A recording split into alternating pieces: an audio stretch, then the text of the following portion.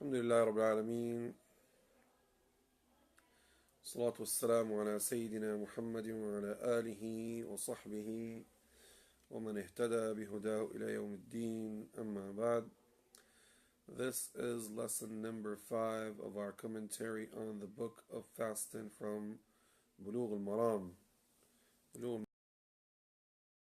by the work of Imam al-Hafiz Ahmad bin Ali ibn Hajar Al-Asqalani rahimahullah tabaraka wa ta'ala, where he compiled about 2,000 narrations of the Prophet sallallahu alaihi wasallam that have to do with the hadith of al-ahkam, hadith of the actings. They are the main hadith that scholars depend on to give their rules, and it doesn't follow any madhab because it's the words of the Prophet sallallahu alaihi wasallam. That's why we chose this book.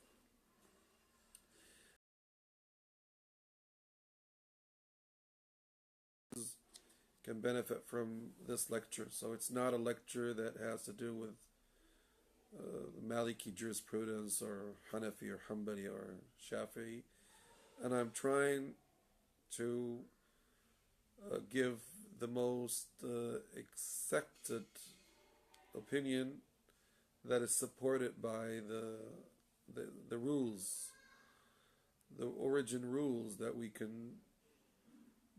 we derive the rulings from. So today we have reached to the hadith where the Prophet ﷺ speaks about nullify fasting. Actually, we started it last time. We started it by the kuhl, that we said that most of the hadith that were narrated about that, no matter it says that it nullifies fasting or it doesn't nullify fasting, all of it is not authentic. So now we reach to something that happens often to a lot of people. It's that you forget and you eat or you drink. It can happen, especially when you're just fasting or you're not used to fast or whatever. You forget, or you're sitting down and all of a sudden there's a cup near you and you felt thirsty, you just drink or something like that. This happens actually, subhanAllah. وعن أبي هريرة رضي الله عنه قال قال رسول الله صلى الله عليه وسلم من نسي وهو صائم فأكل أو شرب فإنما أطعمه الله وسقاه متفق عليه وللحاكم عليه ولا كفارة وهو صحيح.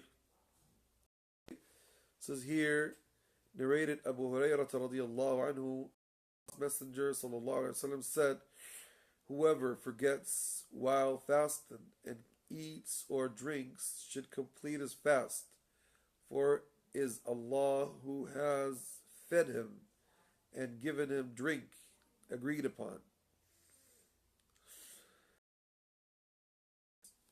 Whoever breaks his fasts forgetfully does not have to make up for that fast al-qada, nor expiates al-kafara for it, nor expiate for it.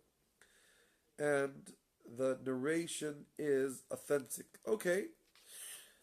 Now, this is very important.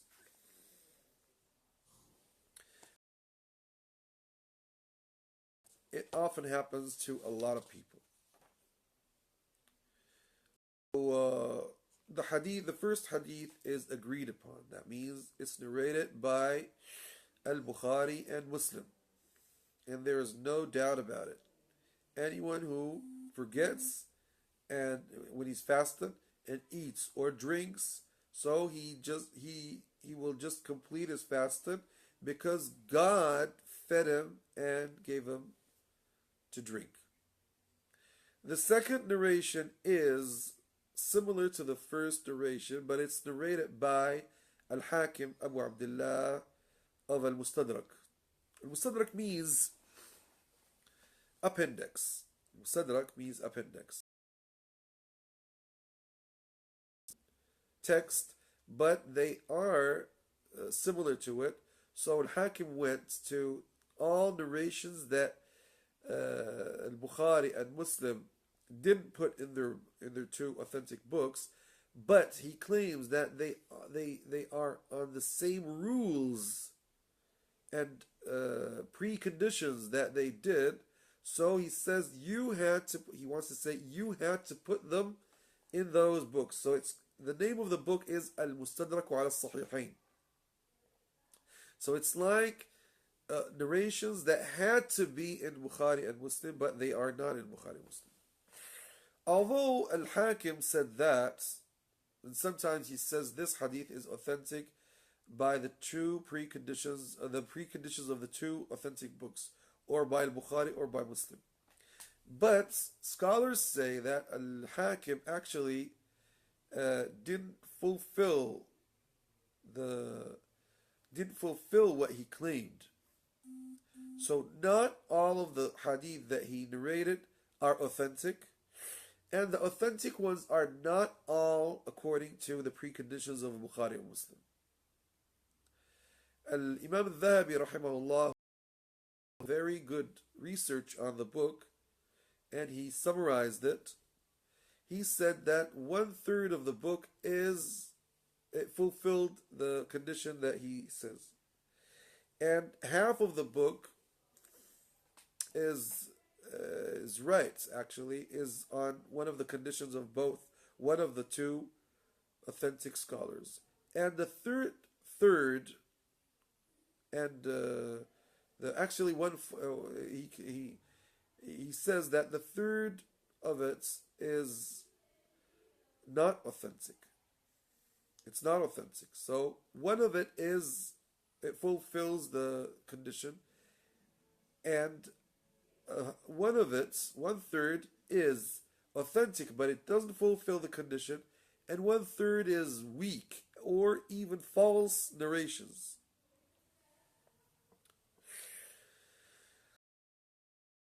Two-thirds of it are authentic, but 1/3 is not authentic.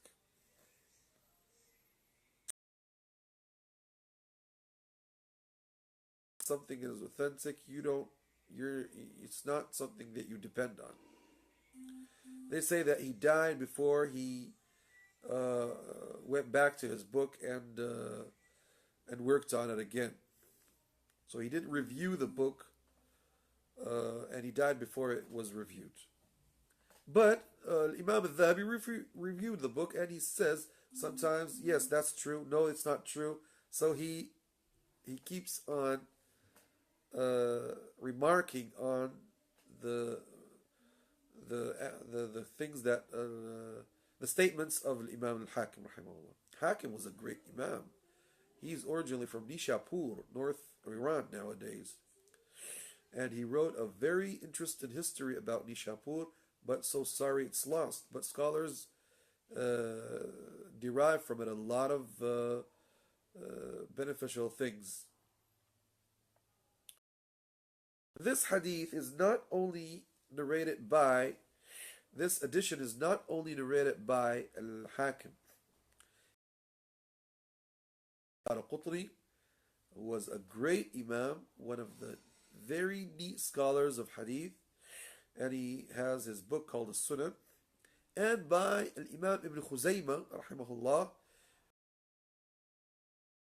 Al-A'imma Ibn Khuzaymah, he's from Nishapur as well, and from Ibn Hibban, who was from Bust, wrote his very interesting book that is considered as an authentic book, although there are lots of remarks about several narrations that he claims that are authentic. And Al-Hafiz Ahmad ibn Hajar al-Asqalani rahimahullah. So actually the hadith is authentic. It's not only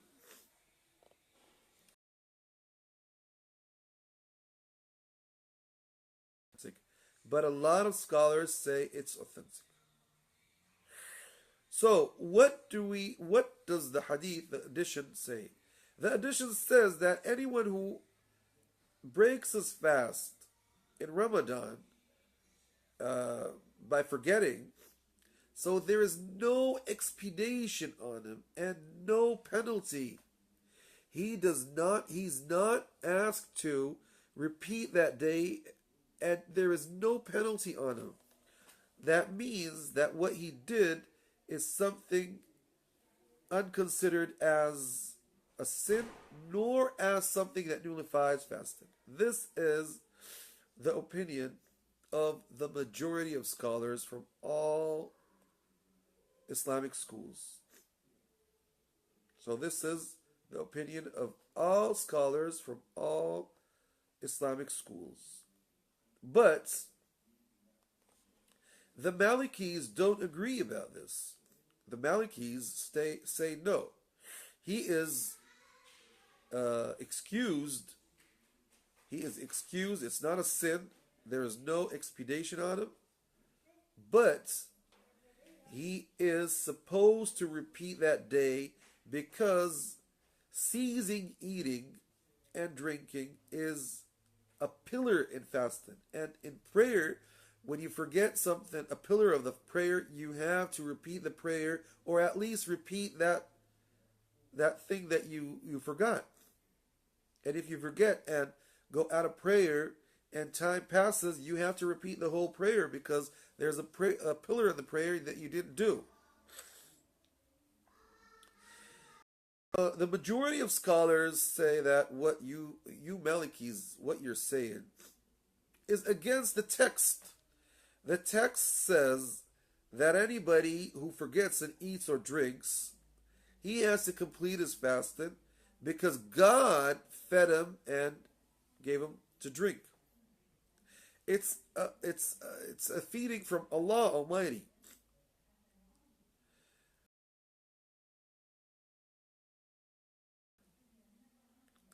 But the narration of Hakim says that. What should you say about that? Well, they say, it's hadith ahad. It's only a single narration that faces a rule. A rule which is fasting, meaning ceasing, eating and drinking and practicing sex. Or intercoursing, actually. Intercoursing your wife. So, what are we going to do about that?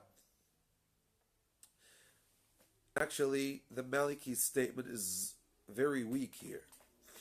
The Malikis were very weak, and although I'm Maliki, but I don't agree about that. Because the narration is so clear, and we can't say anything about that. Even the Prophet ﷺ says, let him complete his day. That means he let him complete his fasting. So he is still fasting, according to this hadith. And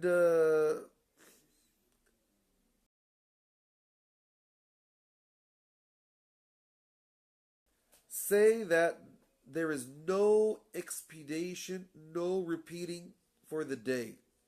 There is one narrated by an Imam al-Daraqutni who refers it to Abu Rafi' and Sa'id ibn Abi Sa'id al-Maqburi. Yes, both of these are weak, but they support each other. And Al-Walid ibn Abd al-Rahman and Ata ibn Yasar. And this is the opinion of a lot of companions of the Prophet ﷺ, like Ali radiallahu anhu, and Zayd ibn Thabit, and Abu Hurairah, and Abdullah ibn Umar, Ibn al-Mundhir, and Ibn Hazm, rahimahullah. And there are lots of other narrations that support this narration, although there are some of them that are weak, but they support this opinion. Like what? Like Imam Ahmad rahimahullah narrates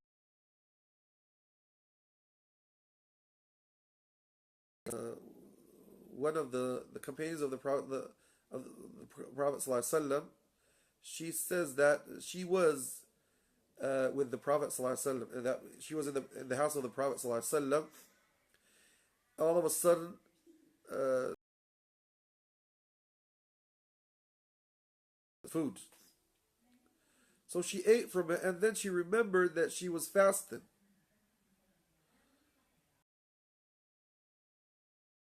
Now you are remembering that you're fasting after you ate until you got satisfied. So the Prophet ﷺ said, just complete your fasting because it's a provision that Allah gave for you. This narration actually it's weak. The Malikis say that these narrations that you're speaking about, we can say that they are if you are fasting voluntarily fast. For example, you're fasting Mondays, Thursdays, you're fasting Ashura, you're fasting Arafah, or whatever. But for fasting in Ramadan, no, we can't agree about that. But what they say can be accepted if it's according to the hadith that is agreed upon. But for the narration of Al-Hakim, it doesn't work because he says whoever breaks his fast in Ramadan forgetfully. So actually, it doesn't work. There's another narration narrated by Al-Abd al-Razzaq in his Musannaf where he says that a man came to Abu Hurairah radiallahu anhu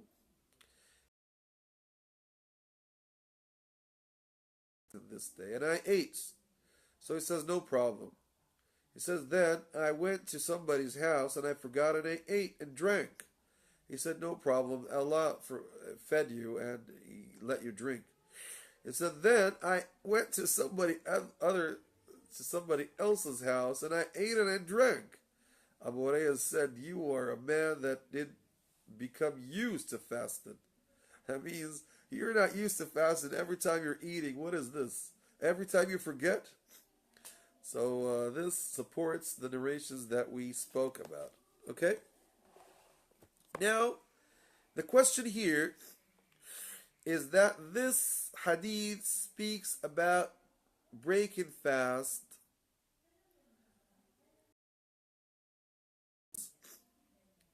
eating and drinking. The second one says break and fast in Ramadan. So is intercoursing your wife part of break and fast?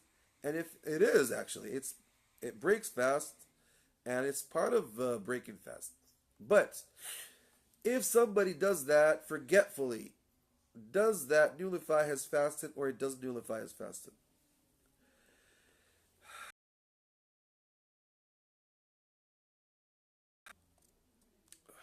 Allahumma salli ala Sayyidina Muhammad. Scholars actually say that if you break your fast by intercoursing your wife, because they say that it's very difficult to forget and intercourse your wife when you're fasting in Ramadan. But actually, it's not. It can happen actually, because especially when you're sleeping in the morning, and and you just forget actually that you are in Ramadan, especially the first days or something like that. That can happen actually, and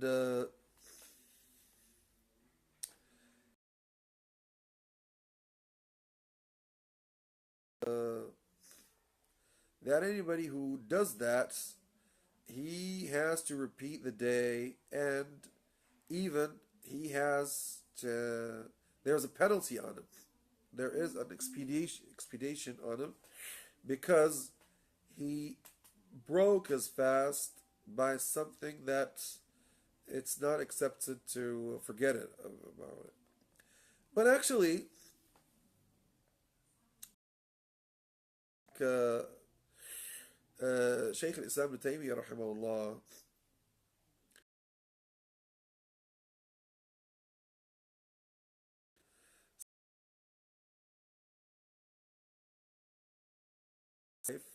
forgetfully, it's like eating and drinking. So if he did that by forgetting, or by forcing, somebody forced him to do that, he is excused. Because there's a law that Allah subhanahu wa ta'ala says in the Holy Quran. He says, رَبَّنَا لَا تُؤَاخِذْنَا إِن نَسِينَا أَوْ أَخْطَأْنَا. Oh Allah, don't blame us if we forget or make mistake. And he says, وَلَكِنْ يُؤَاخِذُكُمْ بِمَا كَسَبَتْ قُلُوبُكُمْ. Not he blames you, actually. He let us say, blames you if you do something that by intention.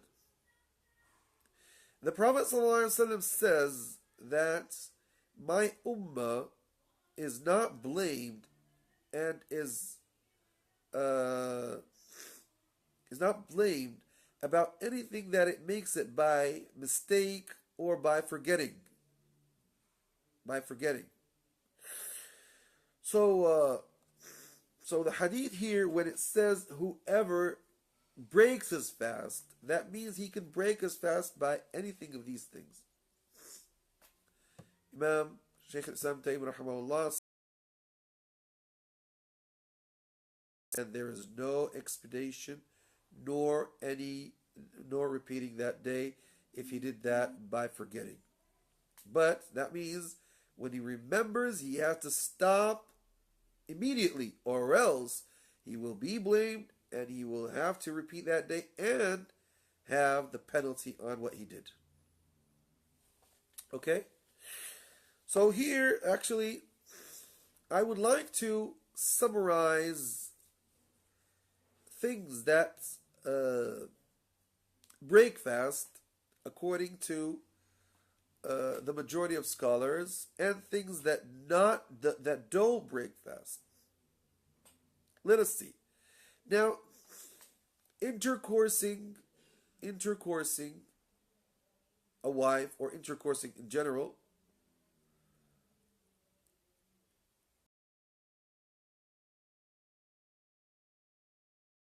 this is one of the main things that break your fast. And if you do that by intention, that leads you to repeat the day and to pay the penalty, to have the penalty which we will speak about.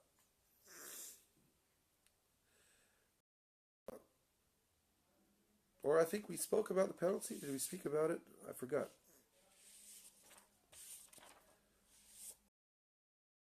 About it, inshallah, next lecture. The second thing is discharging siman by intention, even without intercoursing. And this is the opinion of the majority of scholars, except Ibn Hazm and the Zahiris. The third thing that nullifies fasting is eating and drinking and smoking. Smoking because you sniff or you breathe the smoke until it goes inside your chest and then you get it out. And we said that anything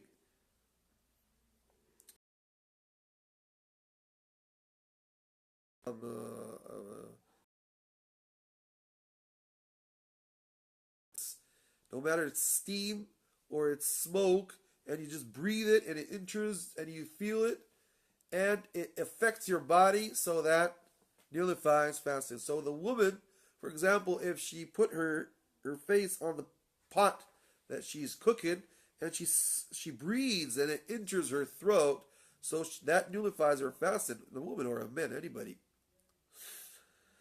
The same thing if there's the oud, burning, and you just smell it inside and it goes inside your nose or your mouth and you taste it, it breaks your fast. And that doesn't mean that things that you smell, no, the smell doesn't have anything to do with nullifying fasting. I'm not speaking about smelling beautiful smells like perfumes or so. Breathing something that has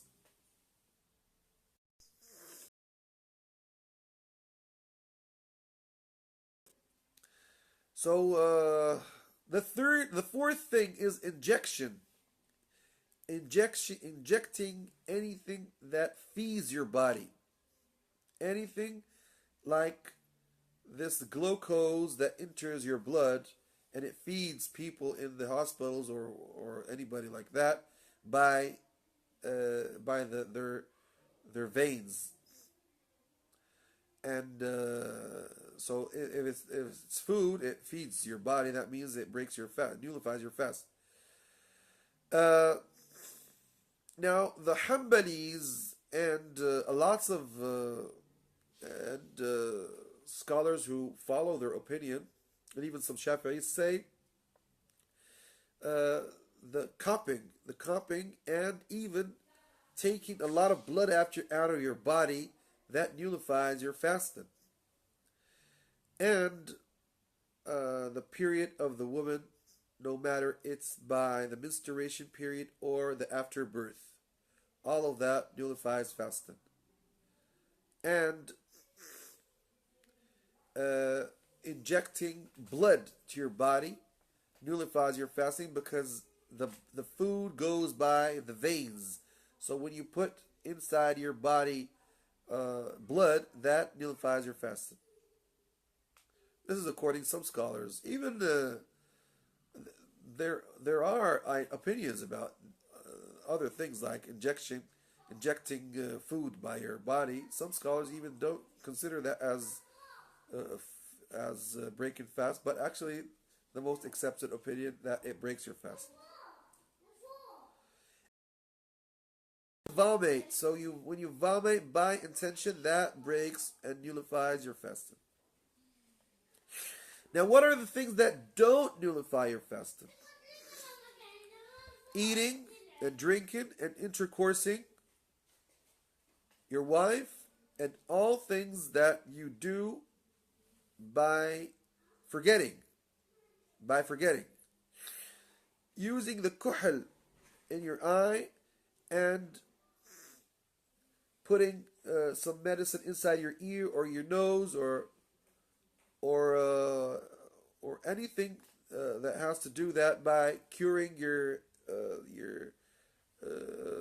anything that hurts you. You're injured, you cure your injuries or whatever. All that doesn't nullify your fasting according to lots of scholars. And this is the opinion of Ibn Taymiyyah rahimahullah, but it's not the opinion of Imam Malik nor Imam Ahmad nor others. They say no. If you put anything inside your nose or your ears or your eyes that goes directly to your throat, that nullifies your fasting. But for the eye, it's less than the ear and the nose. And the nose is the most closest. That's why the Prophet ﷺ says when you make your wudu, don't sniff, don't exaggerate and sniff in the water when you're fasting. So actually, I don't agree about that's putting anything in your side, your nose doesn't nullify fasting. No, if you put some medicine, you'll taste it. It might even go directly to your throat. So to say that it doesn't, and the hadith is very clear about that. Now to say the ear, I can discuss about the ear. The eye, I can discuss about the eye. But the nose, the hadith is very direct about that. I can't actually agree about that.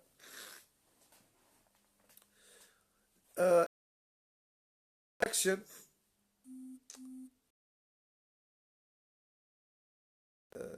That you inject in your body to cure yourself, but it doesn't have anything to do with feeding yourself. So this does not nullify your fasting, even if it's by the veins or whatsoever. Discharging semen or the pre-semen, if you do that by intention. Discharging semen or the pre-semen, if you do it by intention. What do we mean by intention? Either you mean to do it by your hand or whatever, or you got excited and you kept on being excited until you discharged semen. And this is for men and women. I'm not speaking only about men. This is for men and women. So in the two cases, if anybody got excited and he carried on having sweets by the exciting until he discharged semen. So that nullifies his fasting according to the majority of scholars, except Ibn Hazm and some scholars like him. And actually, I can't follow an opinion of few scholars and leave the majority of the scholars who said that it nullifies fasting.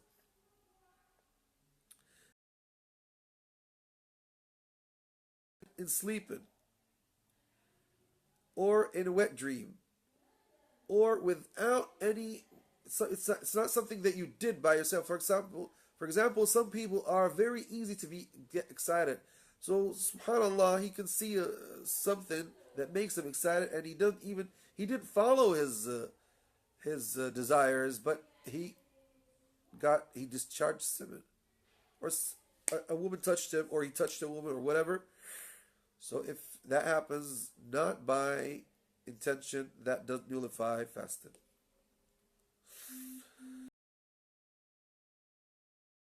The the asthmatic medicine that you use and you put it inside your mouth and you breathe it, and others say no, that breaks your fasting. And for me, I believe that it breaks fasting according to what I studied and the opinion of Shaykh Sadiq al-Ghariyani hafidhahullah and other scholars of the school scholars of Azhar and others. They say that it's like smoking and stuff like that, because it has a type of image that you taste it, you can feel it. So for me, I say that if you're not very, if you don't have a serious matter, don't use it until the night. But if you have a serious matter, you just use it. But don't break your fast. That means don't eat. But I ask you to repeat that day so that you can be sure that your day is accepted. You see? So this is my opinion about using this medicine. But if somebody needs to use it every day, forever, eternally, well, you can follow these scholars. The others say that if he's excused, that's it. He will break his fast and eat and repeat that. He can't repeat that day, so just pay the ransom for the poor guys, the needies. We're going to speak about the ones that cannot fast. What should they do? The old people, the very sick people, the people who are sick forever. What could they do? Like the people, the diabetic people, the people who are sick by the idea. Ibn Taymiyyah gives a philosophy of what breaks your fast. It's a beautiful opinion. What does he say? He says that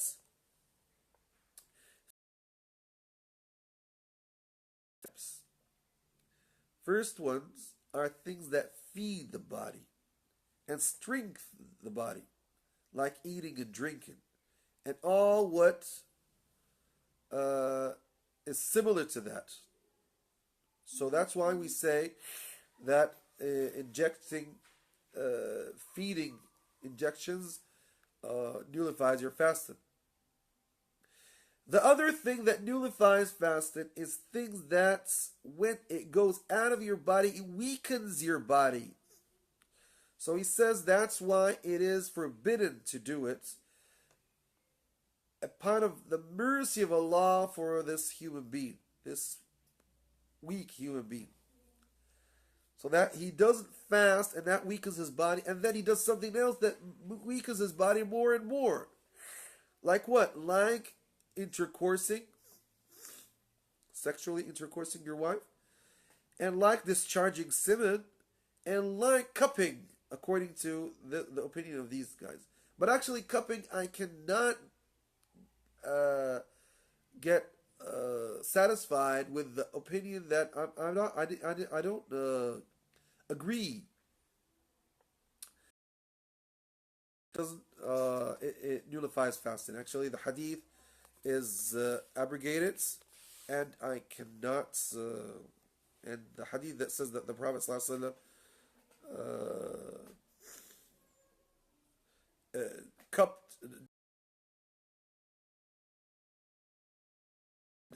nullified. But I can say that it is unpreferable for the people who are fasted because it weakens the body. Shaykh Islam rahimahullah ibn Taymiyyah rahimahullah says something else very important here. He says all the things that there are differences between scholars about, like that if it does it nullify fasting or doesn't, like the kuhal, the injection, and others. He says that fasting is a pillar of Islam, and it's one of the main pillars and the main things that Muslims do. That every Muslim has to know all what has to do with it, especially the main things that break your fast. So he says that it's not something that only special people have to know, but it's everybody has to know. So if these things really break your fast, that means everybody has to know it. That means the Prophet ﷺ has to show it very clearly in details. But that didn't happen. So this lets us know that these don't nullify your fast. Because if they nullified your fasting, the Prophet ﷺ had to say that to people, and his companions had to know that and tell the people about that. But that didn't happen. So it's only opinions from here and there, and he says that it doesn't nullify fasting. This is a type of compiling the whole text, actually, by Ibn Taymiyyah rahimahullah. وعن جابر بن عبد الله رضي الله عنهما أن رسول الله صلى الله عليه وسلم خرج عام الفتح إلى مكة في رمضان فصام حتى بلغ كراع الغميم فصام الناس ثم دعا بقدح من ماء فرفعه حتى نظر الناس إليه فشرب ثم قيل له بعد ذلك إن بعض الناس قد صام فقال أولئك العصاة وفي لفظ فقيل له إن الناس قد شق عليهم الصيام وإنما ينتظرون فيما فعلت فدعا بقدح من ماء بعد العصر فشرب رواه مسلم. Is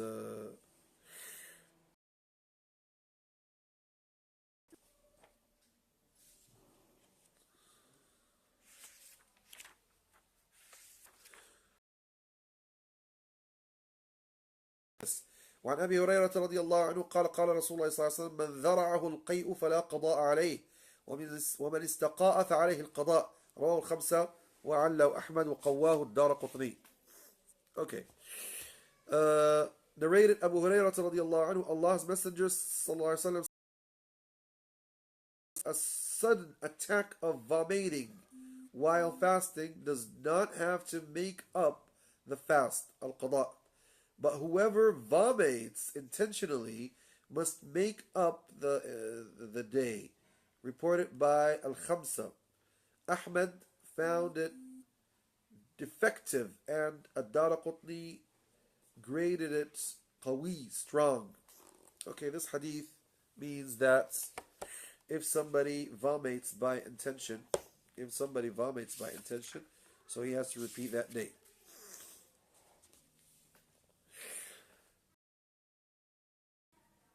But if he vomits, by attacking, the vomit attacks him, and he didn't mean, and all of a sudden he vomits, so he is actually not blamed for that, and he doesn't have to repeat that day.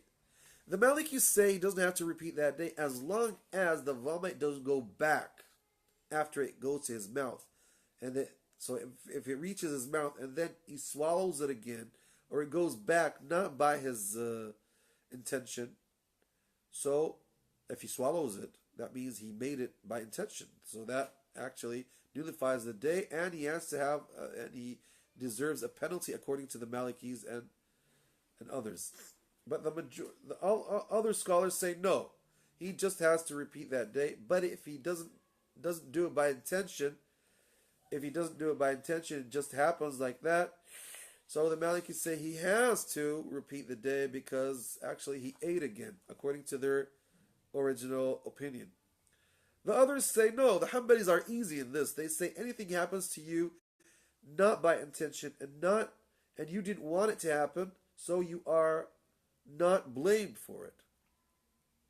Even, for example, if you're making wudu and you swallowed some water wet quickly in your mouth and you didn't mean to swallow it. The Hanbalis and others say no, you don't. Allah doesn't blame you for that. The Malikis say yes, you're not blamed, but you have to repeat that day because you drank actually. So I think the Hanbalis' opinion is more accepted and more close to the rulings of Islam. The rulings of Islam, that the Sharia is a very easy Sharia and it's not difficult and doesn't make life difficult for you. This hadith, actually, there is scholars who said no, it's an authentic hadith. This hadith of vomiting. This hadith of vomiting is an authentic hadith, and there are lots of scholars that said it's authentic, like it's narrated by Al-Darimi, Ibn Khuzaymah, Al-Bayhaqi, Al-Baghawi, and he says it's authentic, and according to the conditions of the two authentic books, and Imam al-Dhahabi agrees about that.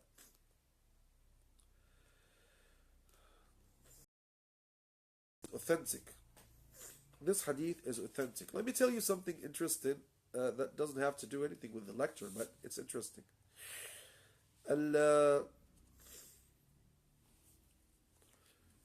Al-Bayhaqi is student of Al-Hakim. Al-Hakim is student of Ibn Hibban. Ibn Hibban is student of Ibn Khuzaymah. And Ibn Khuzaymah is a great Imam of Hadith.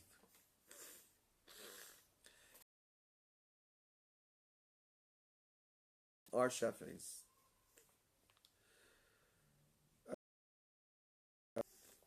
Ibn al-Mundhir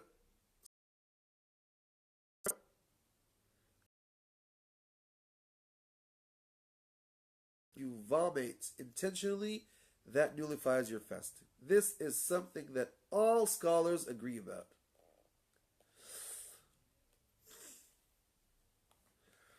And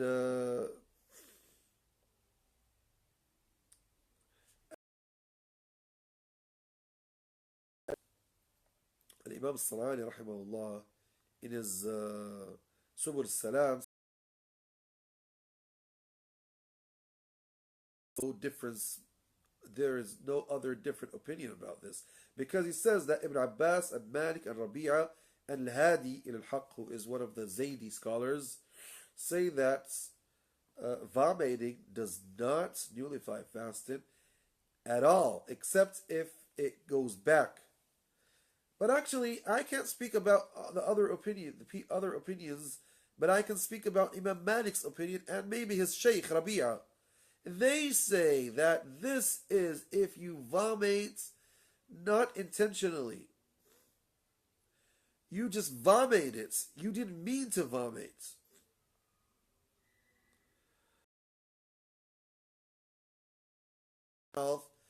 You're not blamed for that, and you don't have to repeat the day. But if you some of the vomit goes back to your throat, that nullifies your fasting. So there is a difference there, and this happens a lot when people just speak about other madhahib without being professional in that madhab.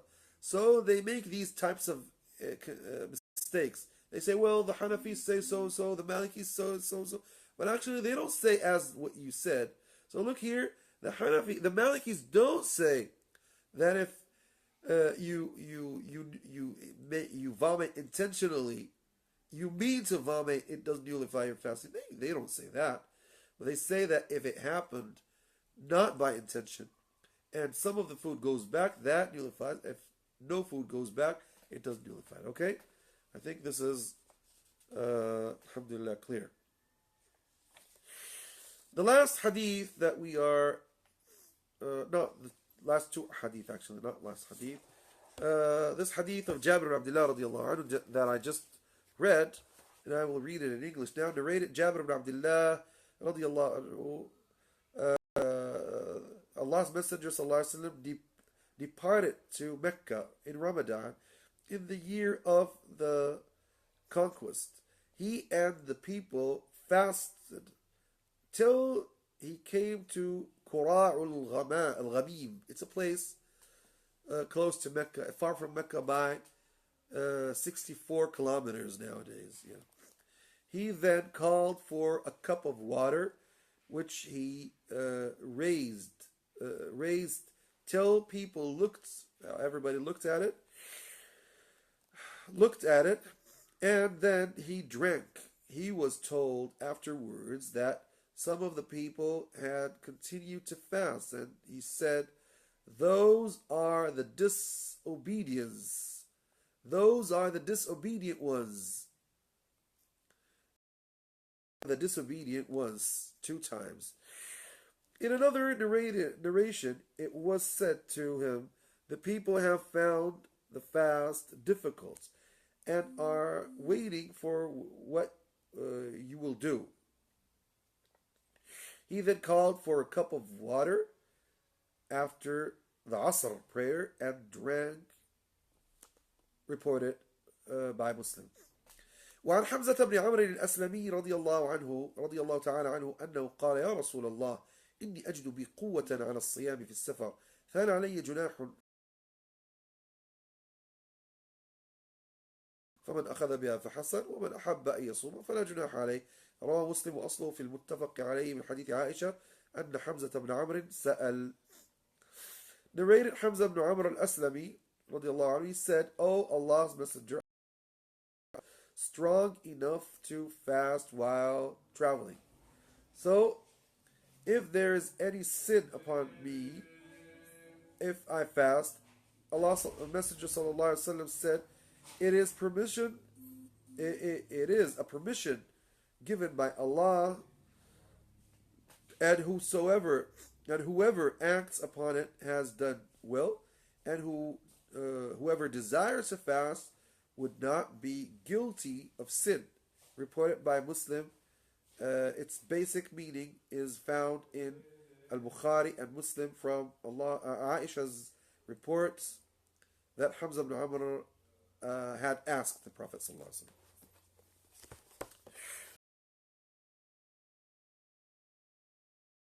It's interesting. And it speaks about that the Prophet ﷺ was traveling to conquer Mecca. And that was in the 10th year of Hijrah, in the 10th day of Ramadan. They departed from Mecca, from Medina, in the 10th day of Ramadan. And they reached in the 20th, and Mecca was conquered in the 20th of Ramadan. So this hadith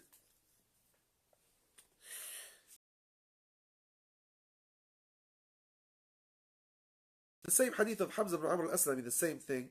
He says that he travels a lot, so he fasts every day. Every day he always fasts. So the Prophet ﷺ gave us a rule here. If you are strong,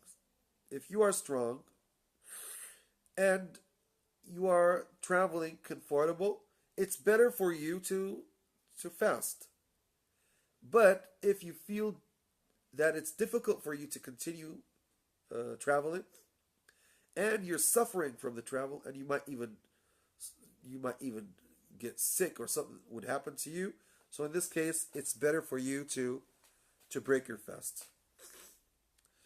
Now we can derive from this hadith that the people respect, the ones that are leaders, if they see that people have to do something, they have to go publicly near everybody and do it to show them that this is something part of the religion. Because when you see Shaykh so-and-so doing something, you say, well, mashallah, Shaykh is doing it, though that means it's permissible to do it. And that means that every Shaykh has to know, and every respected Muslim person has to know, that what he does is counted on him. So be aware that anything you do, even if it's not It's not forbidden if you know that that would lead people to do something bad, or that would be bad in the image or whatever. Don't do it. Be aware of that in your dressing, in your speaking, in your acting, in everything in your life. You are somebody who is a model. So anything you do is counted on, not only on you, it's counted even on Islam. People will say, oh, look at these Muslims, what they're doing. So be aware of that.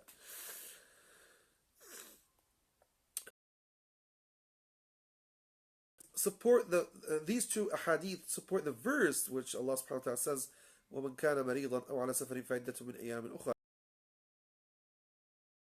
Traveling, so he has to repeat it in other days. يُرِيدُ اللَّهُ بِكُمُ الْيُسْرَ وَلَا يُرِيدُ بِكُمُ الْعُسْرَ. So this is part of the facilities of this Sharia. The Sharia is easy. It's not like the Mosaic Sharia, which is harsh and hard.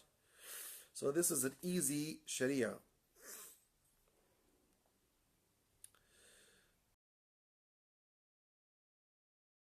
When are you asked to break your fast?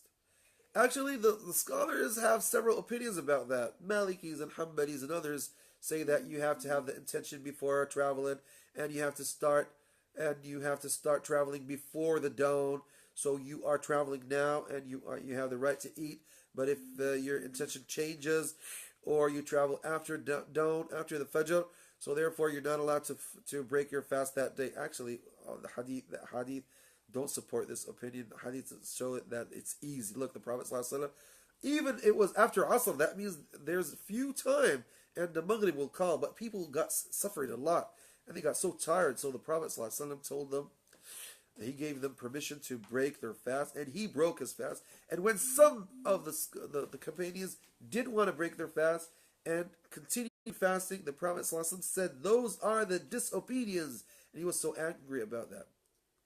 Now, what is better when you're traveling? Is it to continue fasting or to break fast? The majority of scholars say that it's better to fast. Why? Because when you fast, when it's comfortable, for example, you're traveling comfortably. What is better, to fast or break your fast? They say to fast. Why? Because when you fast, that's it. You did what you have to do. But when you break your fast, you have to repeat that day. Some people can forget. Some people can find it difficult to repeat that day. Some people cannot pay attention to that. So in this case, why should you gamble with your fasting? So just continue fasting. But when it's difficult for you to fast, it's preferable for you to break your fast and to eat. Okay?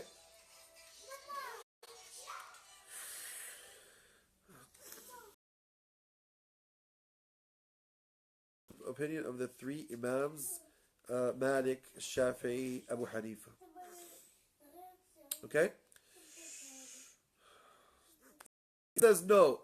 Generally, it's better for you to break your fast because it's a gift from Allah. So why should you deny the gift? But there are other narrations that we have that the Prophet ﷺ was fasting when he was traveling. So that doesn't mean that he didn't agree, or he didn't take the gift from Allah subhanahu wa ta'ala. And there are lots of companions that used to fast when they were traveling. So, and the Prophet ﷺ didn't blame them. Another thing here, that Hamza ibn Amr al-Aslami says that he fasts eternally, forever.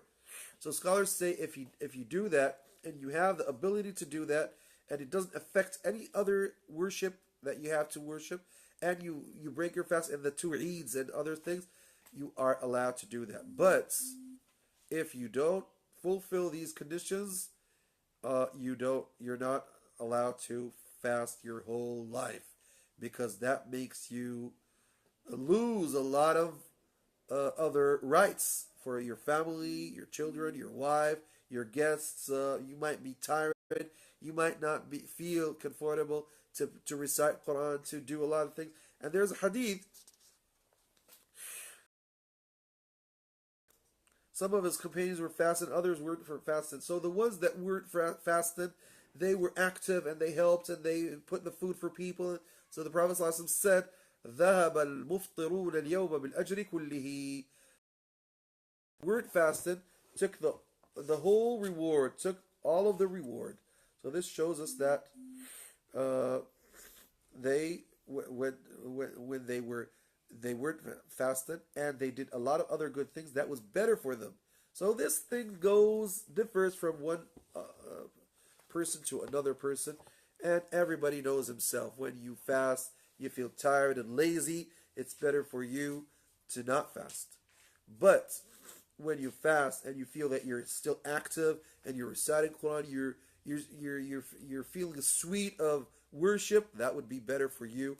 So that differs from a person to another, and everybody knows himself. I think this is enough for today. Inshallah, we'll meet after tomorrow. بحول الله تبارك وتعالى. والسلام عليكم ورحمة الله وبركاته.